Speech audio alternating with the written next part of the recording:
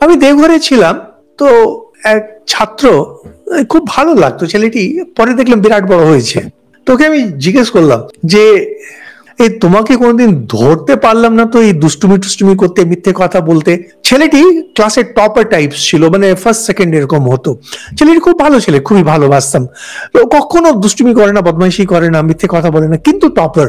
তো আমার ভালো লাগতো যে ছেলেটি প্রচন্ড গুণী ছিল। তো আমি এমনি জিজ্ঞেস করলাম, তো বলছে যে দেখুন, বদমাইশি করতে আমার খুব ইচ্ছে করে, আর এরা যা বদমাইশি করে তার থেকে অনেক ভালো বদমাইশি আমি পারবো, মিথ্যে কথা এদের থেকে অনেক ভালো আমি পারবো।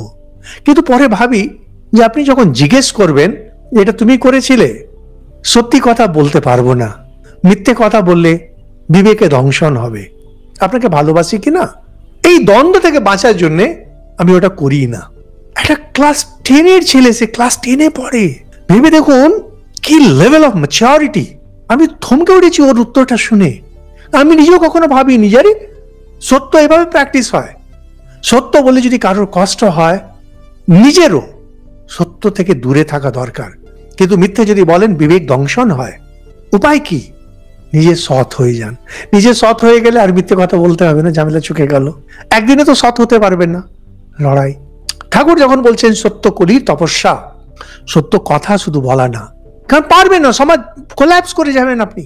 আমার আপনার তার হাজারটে দুর্বলতাগুলো রয়েছে, সেই দুর্বলতাগুলোকে যখন আপনি পূরণ করতে যাবেন, কেউ যদি জিজ্ঞেস করে সত্য বলতে পারবেন না, মিথ্যে বললে এত মন খুঁতখুত করবে যে মাথা খারাপ হয়ে যাবে।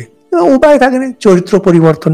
ঠাকুর সত্য কলির তপস্যা, যদি কেউ সত্যকে ধরে, ধীরে ধীরে ধীরে সে সৎ হয়ে যায়। সৎ হলে সাত্বিক গুণে প্রতিষ্ঠিত, সাত্বিক গুণে প্রতিষ্ঠিত হলে আধ্যাত্মিক হওয়া আর বেশি দেরি থাকে না।